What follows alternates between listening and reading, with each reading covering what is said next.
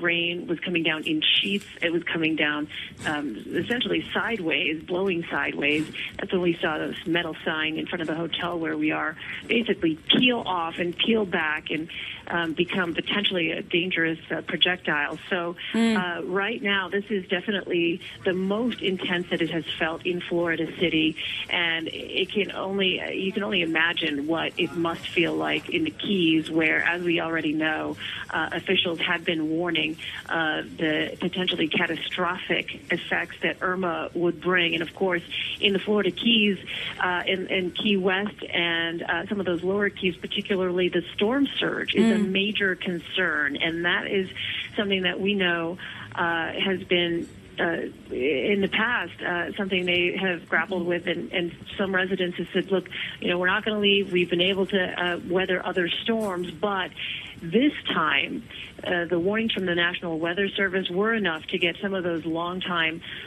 Floridians out of the Keys and evacuated actually to the hotel where we are staying. And I had a chance to speak with some of them earlier, and they said, for whatever reason, this storm felt different to them. And some of them tried to quit. They really were watching that forecast track right up until, say, just too risky. We cannot stay here. So they hopped on Route 1 over. I'm Anderson Cooper. Welcome back to our continuing coverage of Hurricane Irma. I'm in the city of Tampa, where there really is no indication at this point of the storm that is yet to come. Obviously, things are going to be getting worse and worse later throughout the day into the evening hours. That's when we're really expecting the worst of this. John Berman is in Miami. Chris Cuomo is in Naples, Florida. For us, we have correspondents all throughout the region and in other states as well, because this storm is not just an event for Florida. It's going to be affecting other states as well. But I want to go to John Berman. John, there was a report you mentioned just a short time ago of a crane collapsing in Miami. What have you learned about that? That's right. A crane has cracked.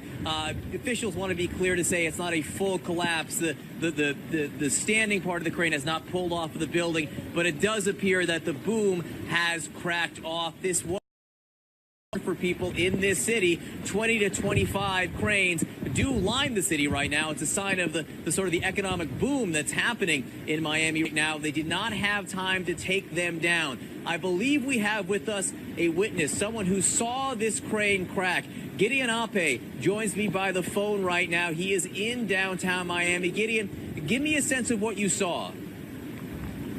Hi, what's going on? Well, really, I was just riding the storm out like many people here in downtown Miami, and heard a loud crack and then like a boom that kind of followed that. And so I assumed that something large fell, and I looked out the window and looked up, and I saw just some remnants of a crane falling down to the building next to me. And so right now it's cracked, and looking at it right now, there's a little metal piece that's attached to, I guess, like the crane chain or something like that, and it's swinging around and it's busting out other windows of the property itself. And so that's pretty much what I saw, and I heard more than what I saw, but that's what I got.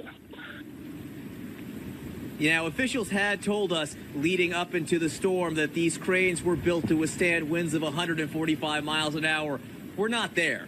The wind gusts we're told right now in some of the high rises about 100 miles an hour. Obviously, at least this crane on a building under construction right now, and it did crack. What did it look like? There were any people? I can't imagine anyone was out on the streets in these conditions, but did you see any signs of people nearby when you? The ghost town around here for the most part. I think people are taking heed to the curfew. All right. Yeah, hopefully indeed. All right, Gideon Ape, thank you so much for that perspective. Again, the news, a crane has now cracked in Miami, one of the more than 20 that do line this city. They didn't have time to take them down, Anderson. We got several more hours of these wind gusts now, 100 miles an hour in those high rises, so people really need to be careful. Stay away from your windows if you are in a high rise anywhere near those buildings. Anderson? All right, thank you. Yeah, John, that's obviously a huge concern here in Tampa. This is a city that has been booming. There's been a big construction boom. There's two cranes. I don't know if you can pan over. There's two cranes right over here, just off the Hillsborough River. Obviously, they have tried to secure those, but as you know by now, if you've been watching our coverage, the cranes, the perpendicular cranes, are left to float freely and act basically as a weather vane. But there's big questions about how